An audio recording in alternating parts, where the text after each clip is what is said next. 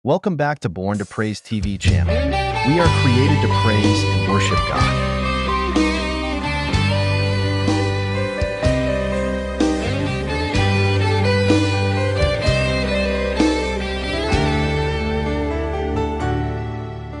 Nakatimbaya na ba? God is good. And all the time. Hallelujah. Andam na ba nga manimati sa pulong sa Ginoo? Ug andam na ta mga igsoon, tagaig pahiyom imuhang tapad. Di lang ta magpadisturbo sa kasaba sa palibot, kundili ato ang ipokus, ipunting ang ato ang mga igdulungog kasing-kasing sa pagpaminaw sa pulong sa Ginoo mga igsoon. Dili sa kalibutan, doon na lang yung tulo ka mga tingog na pwede na itong madunggan. Una, tingog sa Dios, na pinaagi sa pulong sa Ginoo nga isulti sa iyang ubos nga alagad atong madunggan ang tingog sa Dios. Ikaduha, ang tingog sa tao. Kanang imong tapad kung musulti na madunggan na nimo. Amen. Onya plus karon mga background nato dito sa Loyo sa gawas na mga awit pangkalimutan mo na tingog sa tao. Then ikatulo, tingog sa kaaway mga igsoon nga ang tingog sa kaaway, punggan ang tingog sa Dios para nga dili madunggan ang pulong sa Ginoo. Pero nag-ingon si David mga igsoon nga bisan tuat ta dito sa gahong sa kalibutan sa mga patay, dili ta makaeskapo sa presensya sa Ginoo. Amen. So karon mga igsoon, walay makaeskapo sa presensya sa Dios. Amen. Tungod kay this is the day, this is the big day of celebration. Kisa na ni rason sa celebration? Si Jesus. Jesus is the reason of the season. Hallelujah. So karong adlaw mga igsoon, atong sawan ang pulong sa Ginoo nga makita sa Luke chapter 2 verse 10. Lucas kapitulo 2 bersikulo 10 og atong abrihan ang atong mga Biblia. Ako na-inspired ko sa pulong sa Ginoo. Daghan maron mga Bible na naa sa atong cellphone mga igsoon, pero mas lami pag yun ng ato ang mahanggap ang breath of life, mao ang pulong sa Dios, no? Na naa sa atong mga Biblia, no? Remember that the word, the scripture is the breath, God's breath. So when we open it, we can mahaklo nato mga igsoon ang gininhawa sa Dios pinaagi sa iyahang mga pulong. Lucas kapitulo 2 bersikulo 10. Unsay gisulti diha? And the angel said to them, "Fear not, for behold, I bring you good news of great joy that will be for all the people." Mas muna ko. And the angel said to them, "Fear not, for behold, I bring you good news of great joy that will be for all the people." At malikot ta o manang presensya sa Ginoo. Hallelujah. Mga igsoon, karon nga season ato ang i-announce mga igsoon ang uluhan sa ato ang message karon. Naragid na sa Luke chapter 2 verse 10. The good news of great joy.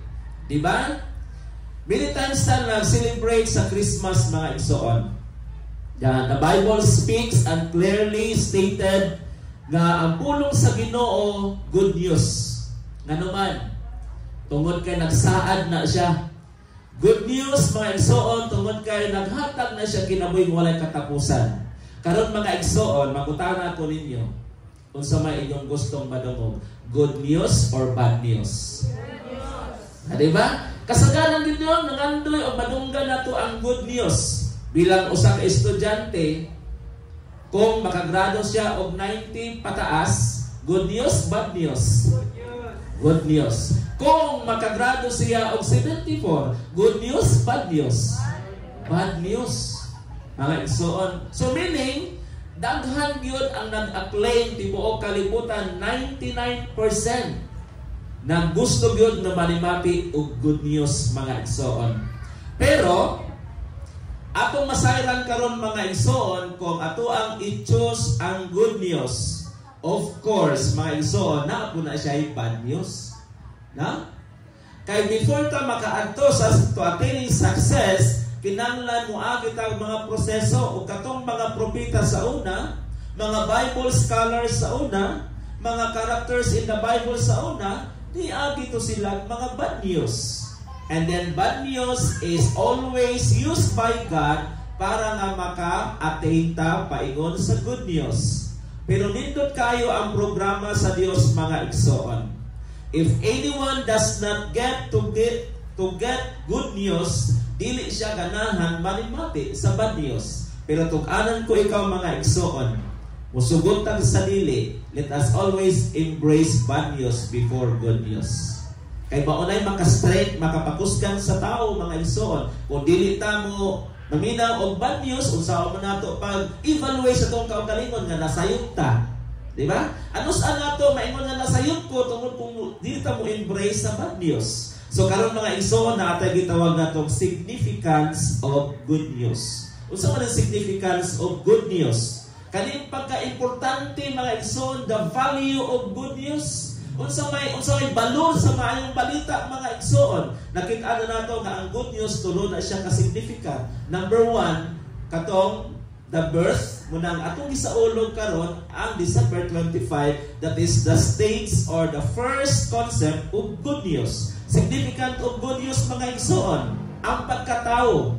Bisan wala na yun ang Bible nga December 25 is the birth of the Lord Jesus Christ.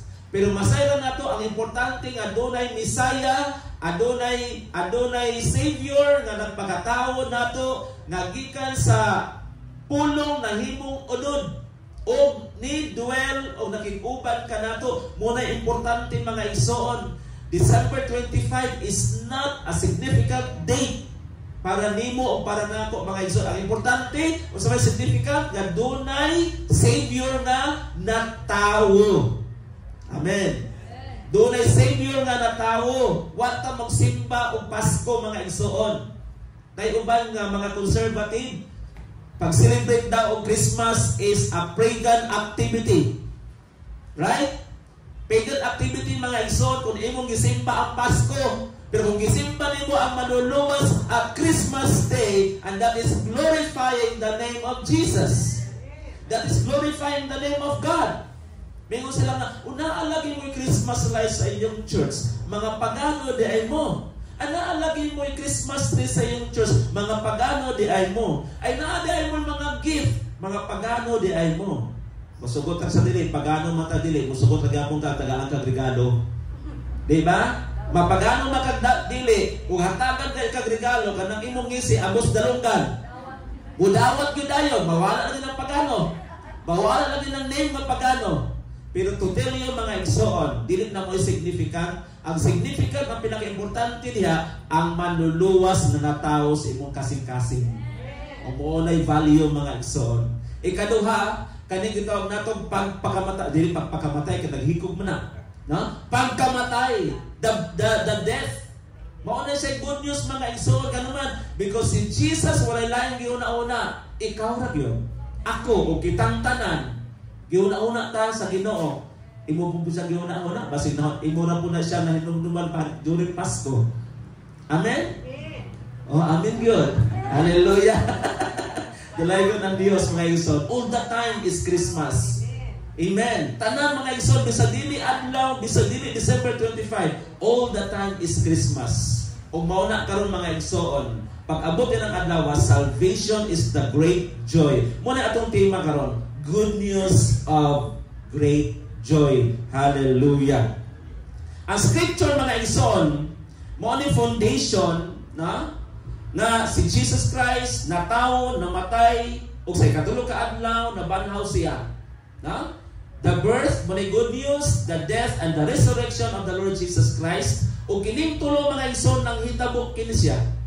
Ug ang pagkabalik mga igsoon ni Jesus Christ, mao ni karon ang blessed hope nga ato ang gihuptan.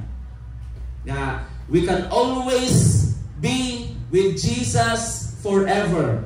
So mao ni mga igsoon, ang scripture says that after creating everything perfectly, the Lord God created His beloved creation. Ang humanities or ang mga katawhan sa Diyos gitugas sa Ginoo sa ino kaunong kaadlaw perfectly gikan sa day 1 gikan sa day 2 hangtod sa day 6 ug hangtod sa day 7 God rested.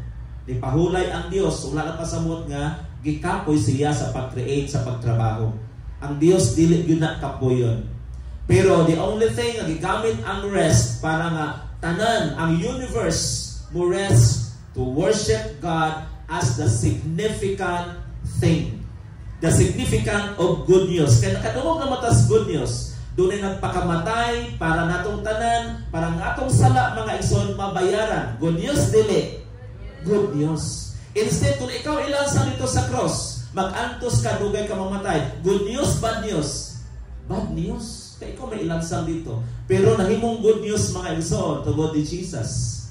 Nagpakamatay siya sa cross ito sa cross sa Kalbaryo para ang imong sala, atong blakong sala mapasaylo sa Ginoo.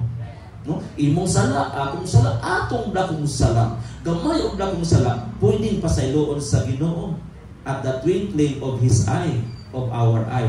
Pwedeng pasayloon sa Ginoo. Good news, bad news. Good news. No? Pero may tang good news, pa itong mga mata, Gabriel Santo, itong mga naong, Gabriel Santo. So, buhay sa itong i-celebrate. Diba? Joy, unspeakable joy. Atong mga dagway, dili joy. Bisan ang ngalan nga joy, dili joy. Diba? Diba? Ay, pastor, ang akong kalipay, wala mong gusto nawong, kaya bisan usaon, malipay kung kasing-kasing, akong nawong, wala mong din ako. Di man gani malipay. Pero tagaan ko o kanang kalipay na ko si Lord, muna na-enjoy sa akong sulod. Amen. Wala unspeakable joy. Ang kanang unspeakable joy, dili lang siya makita sa imong dagway nga nagisi.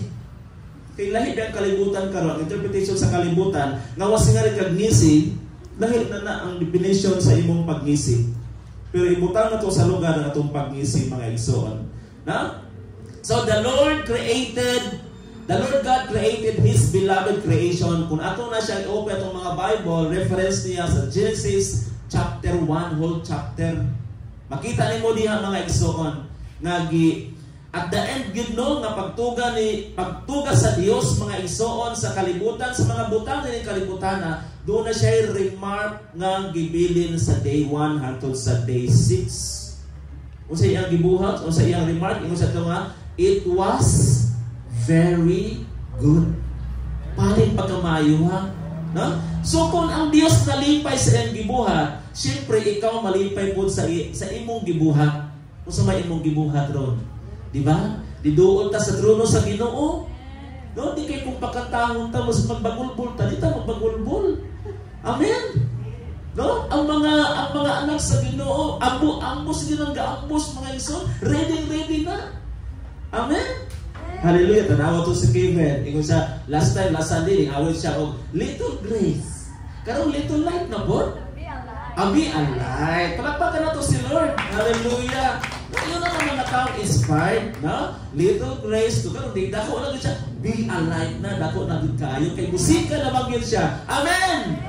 Hallelujah. Musika na gid no. Thanks for watching. Ingon anak mga anak sa Dios mga Please don't forget to subscribe, like, and share.